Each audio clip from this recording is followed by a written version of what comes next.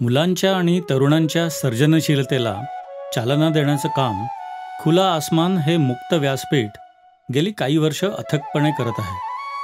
चित्रकला ही एक वैश्विक भाषा आहे हे आपण सर्वजण जाणतो. अशा या रंगांच्या सुंदर दुनियेतून जाणीवा आणि कल्पनाशक्ती साकार करण्यासाठी खुला आसमान व्हिडिओजच्या माध्यमातून नवनवीन कल्पना आपल्यासमोर आणत आहे. या व्हिडिओत आपण काही निसर्गनिर्मित वस्तूंचं चित्र काढणार आहोत. एलिमेंटरी ग्रेड परीक्षेत समोर वस्तूंचा समूह मांडला जातो. यामध्ये 2 वस्तू मानवनिर्मित असतात आणि 1 वस्तू निसर्गनिर्मित असते. यामध्ये काही भाज्या, फळं किंवा मोठ्या आकाराची फुलं ठेवली जातात. यासाठी सराव म्हणून आपल्या घरी असणाऱ्या भाज्या किंवा फळं समोर ठेवून आपण त्याची प्रॅक्टिस करावी. त्याचं चित्र काढण्याचा सराव करायला पाहिजे. आज आपण दुधीचं चित्र काढणार आहोत. आपल्यासमोर आपण दुधी ठेवला आहे आणि तो बघून आपण त्याचं चित्र काढणार आहोत. या दुधीचं आपण पेन्सिलीने रेखाटन करून घेतलं आहे. तसंच त्याच्या सावलीचंही फिक्या रंगात फिक्या पेन्सिलीने रेखाटन करून घेतलं आहे.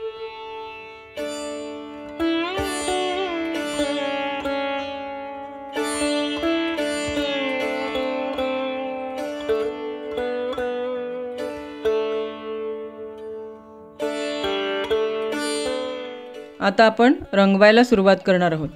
दुधीचं चित्र रंगवण्यासाठी आपण पोस्टर कलर्सचा वापर करणार आहोत. जे रंग आपण वापरणार आहोत ते इथे आपण समोर मांडून घेतले आहेत.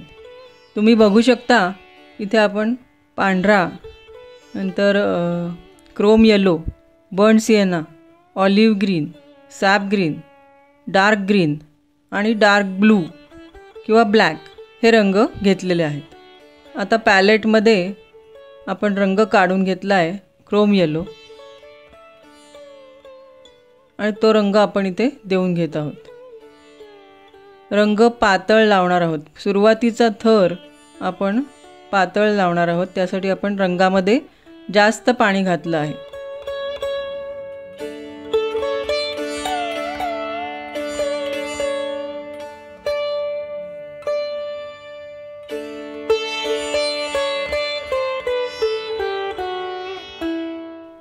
रंगाचा पहिला थर देऊन झाल्यावर आपण थोडा गडद रंग तयार केला आहे आणि त्यामध्ये जरा कमी पाणी घातलं आहे आणि तो रंग खालच्या बाजूनी देतो आहे.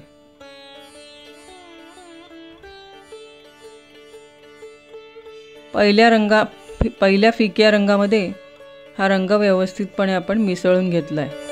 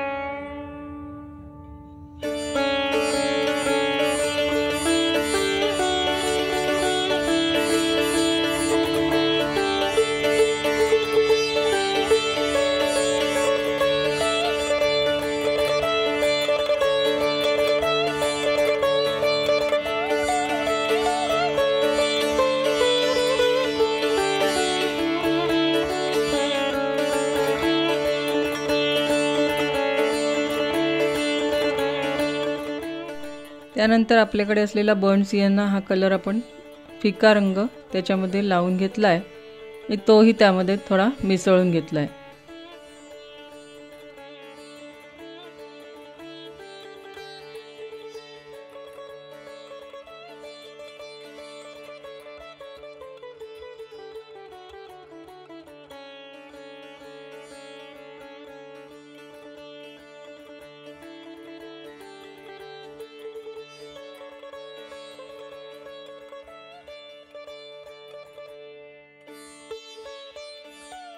त्यावर थोडा ऑलिव्ह ग्रीनही आपण लावून घेतला आहे. हळूहळू आपण वेगवेगळ्या छटा एकावर एक देत आहोत, वेगवेगळे रंग एकावर एक देत आहोत आणि ते व्यवस्थितपणे मिसळून घेत आहोत. समोर ठेवलेल्या दुधीवर वरच्या बाजूने प्रकाश येत आहे, त्यामुळे खालच्या बाजूला त्याची सावली दिसते. दुधीमध्ये दिसणाऱ्या फिक्या, मध्यम आणि गडद छटा आपण देऊन घेतल्या आहेत. आता आपण जमिनीवर पडलेली त्याची सावली दाखवणार आहोत. त्यासाठी आपण काळा आणि पांढरा हे 2 रंग मिसळून ग्रे रंग तयार केला आहे आणि त्यांनी सावली देत आहोत. सावली दाखवताना अर्थातच दुधीच्या जवळ चिकटून जी सावली दाखवायची आहे ती थोडी गडद दाखवायची आहे आणि पुढे पुढे ती सावली अगदी फिकी फिकी करत न्यायची आहे.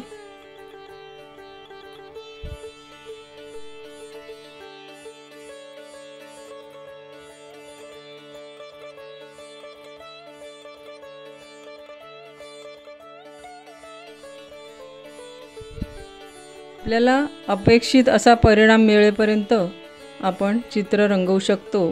एकावर एक पुन्हा पुन्हा फिक्या गडद रंगाचे थर देऊ शकतो.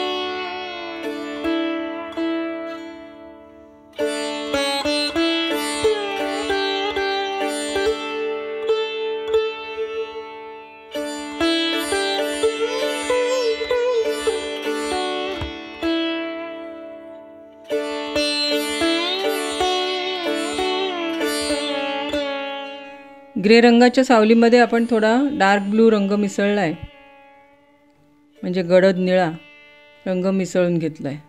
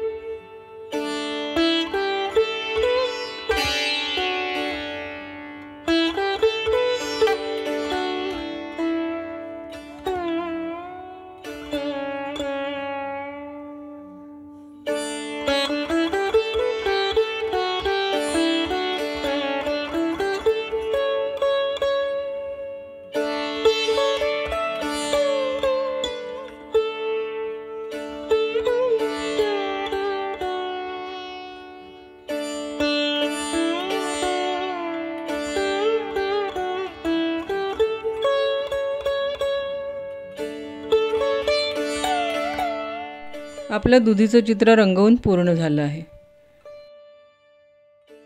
यानंतर आपण आपल्याकडे असलेलं पेर हे फळ समोर ठेवलं आहे आणि आपण आता त्याचा सराव करूया. सर्वात प्रथम आपण पेन्सिलीने त्याचं रेखाटन करून घेऊया.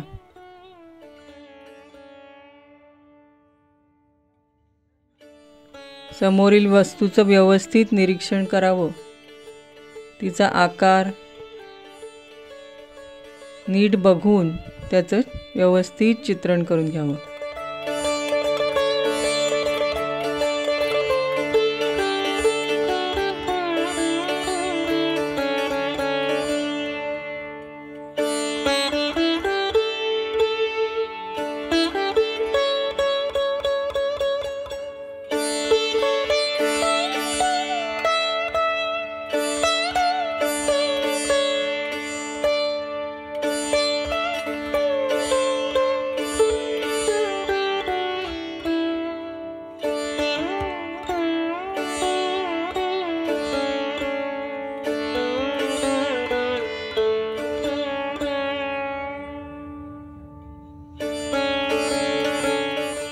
पेरचं चित्र आपण काढून घेतलं आहे. आता त्याच्या सावलीचा आकारही काढून घेतो आहे. ज्याप्रमाणे पेराचा आकार आहे त्याचप्रमाणे त्याची डाव्या बाजूला पडलेली सावली दिसते, ती आपण काढून घेऊया.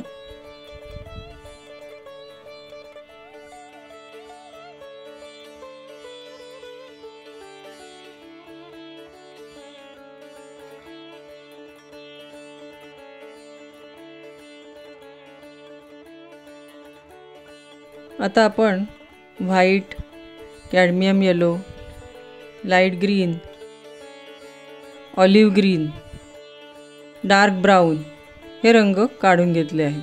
तसंच आपण ब्लॅक रंगही घेतला आहे.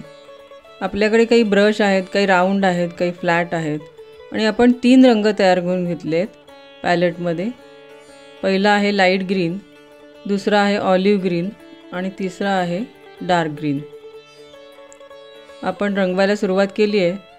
सुरुवातीला आपण लाईट ग्रीन रंग मध्यम पातळ असा करून घेतला आहे. खूप पातळ नाही आणि खूप घट्ट नाही असा हा रंग आहे. आणि हा रंग देण्यासाठी आपण छोटा फ्लॅट ब्रश वापरत आहोत.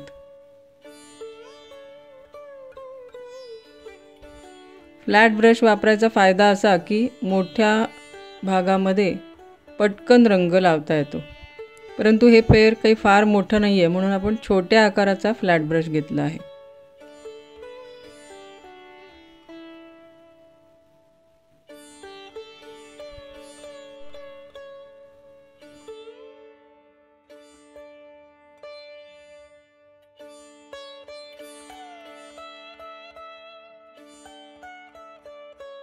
यानंतर आपण ऑलिव्ह ग्रीन घेऊन डाव्या भागामध्ये त्याचा एक थर लावतो आहोत आणि लाईट ग्रीनमध्ये तो कलर आपण मिसळून घेत आहोत.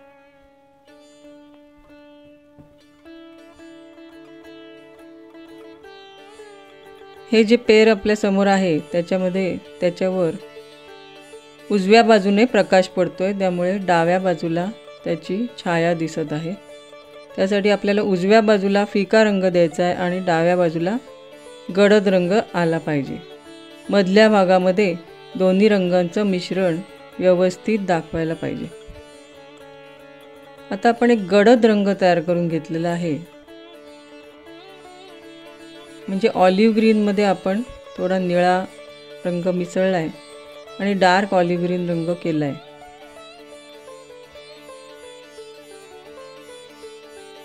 तो रंग पुन्हा आपण सावलीच्या भागात देऊन घेऊया.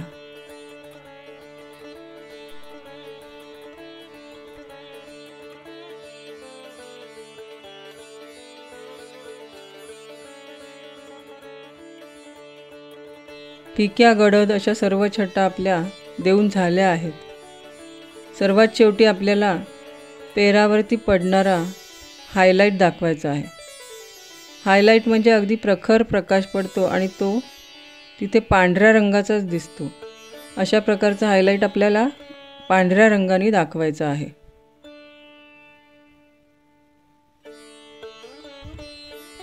पांढरा रंग देताना आपण छोटा फ्लॅट ब्रश घेतला आहे आणि रंग पातळ न घेता घट्ट रंग घेऊन आपण तो हायलाईट दिला आहे.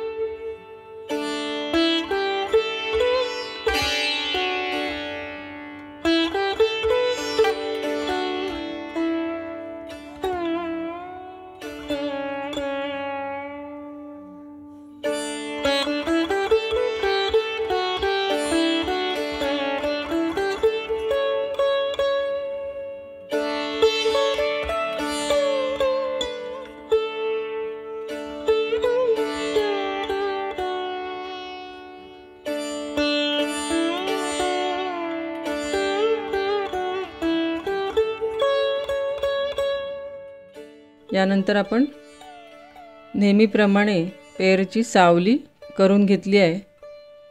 ती आणखी गडद करण्यासाठी आपण त्यामध्ये आणखी डार्क ग्रे रंग मिसळत आहोत.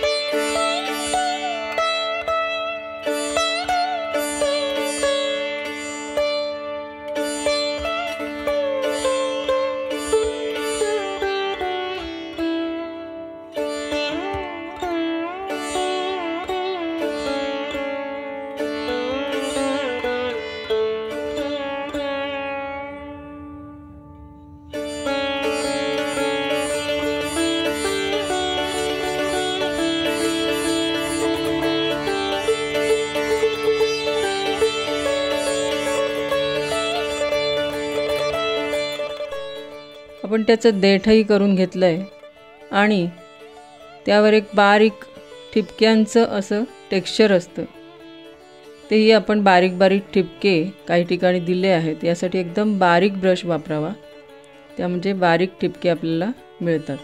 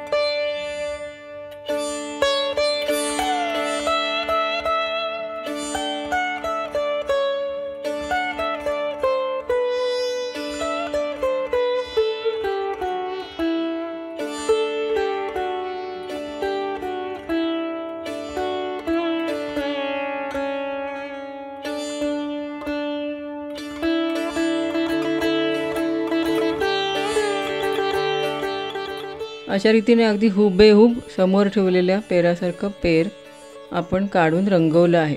त्यासाठी आवश्यक ते सगळे रंग आपण स्वतः मिसळून तयार केलेले आहेत. आपलं पेर काढून पूर्ण झाले. आता आपण नारळाची वाटी समोर ठेवली आहे. अख्खा नारळ फोडून त्याचा जो अर्धा भाग तयार होतो त्याला नारळाची वाटी असं म्हणतात. ही वाटी आपण समोर ठेवली आहे आणि त्याचं हुबेहूब चित्रण आपण आता करणार आहोत. सर्वात प्रथम पेन्सिलीने त्याचं व्यवस्थित रेखाटन करून घेऊया.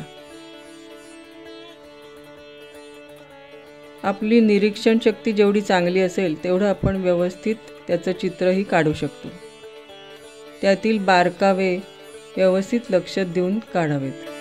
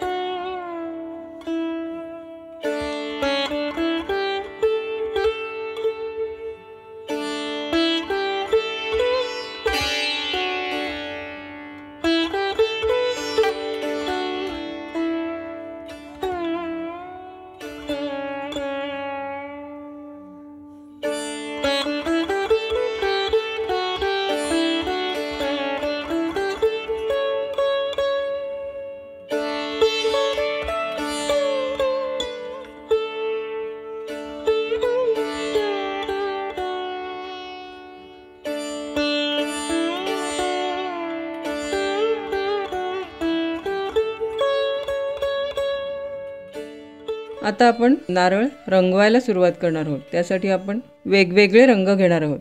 पहिला रंग आहे येलो ऑकर, दुसरा बर्न सिएना आणि तिसरा वॅनडाईक ब्राऊन. वॅनडाईक ब्राऊन म्हणजे डार्क ब्राऊन हा असा रंग असतो. सुरुवात आपण येलो ऑकरने केली आहे. पूर्ण नारळाच्या बाहेरच्या भागाला, जिथे नारळाचं कडक असं कव्हर असतं त्या भागाला आपण येलो ऑकर रंग देऊन घेतोय. त्याच्यावर आपण बर्न सिएना रंग देणार आहोत. खालच्या बाजूला आपल्याला सावली दाखवायची आहे, वरच्या बाजूनी नारळावर उजेड येतोय. हळूहळू आपण हे वेगवेगळ्या छटा दाखवून याचं शेडिंग करणार आहोत. आता आपण बर्न सिएना येलो ऑकरमध्ये मिसळून घेतोय.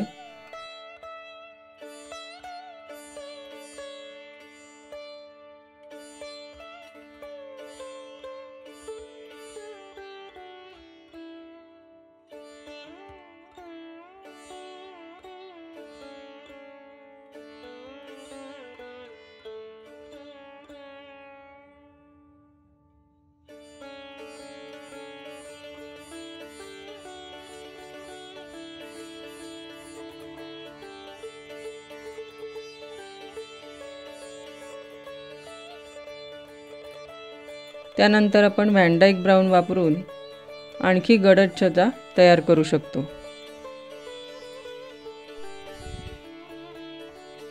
नारळाचं जे कव्हर असतं किंवा बाहेरचा भाग असतो त्याला बारीक बारीक दोऱ्यांसारख्या शेंड्या असतात, तर त्याही रंगवताना आपण दाखवल्या पाहिजेत.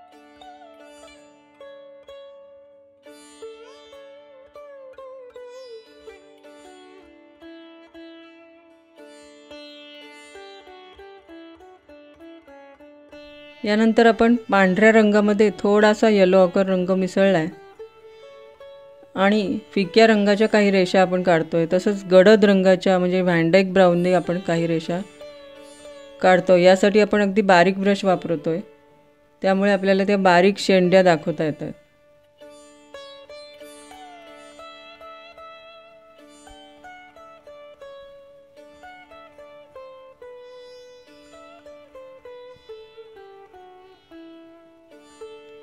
येलो ऑकर, बर्न सिएना आणि वॅनडाईक ब्राऊन हे 3 रंग आपण वापरून जास्तीत जास्त छटा तयार करून घेतोय आणि त्याच आपण नारळाच्या कव्हरसाठी वापरल्या आहेत.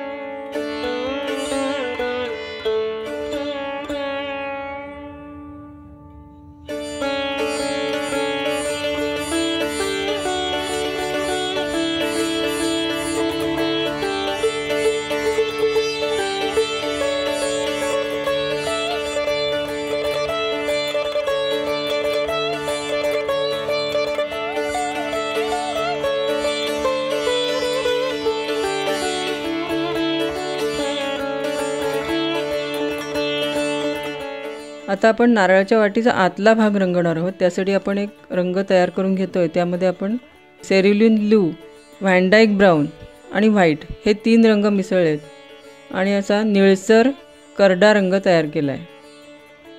निळसर करडा म्हणजे ब्लूइश ग्रे असा रंग तयार केला आहे. त्याच्या फिक्या आणि गडद छटा आपण वापरणार आहोत. सावलीच्या भागामध्ये ही गडद छटा दिसेल, पण खरं नारळाच्या आतमध्ये जे खोबरं असतं ते पांढरं शुभ्र असतं. ते पांढरं शुभ्र आपण दाखवणार आहोतच, फक्त सावलीच्या ठिकाणी आपण थोडासा गडद रंग देणार आहोत.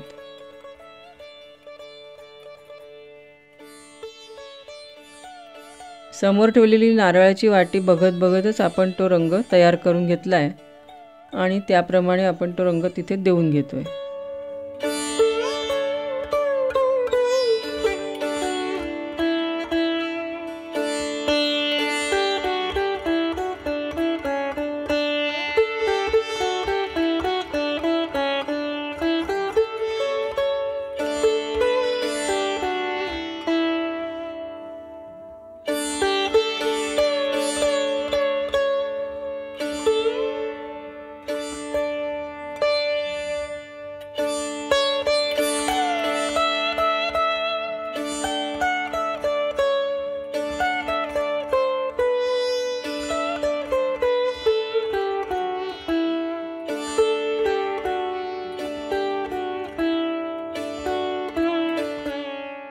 सगळ्यात शेवटी अगदी बारीक ब्रश वापरून आपण करड्या रंगाच्या काही छटा नारळाच्या पांढऱ्या भागामध्ये देत आहोत.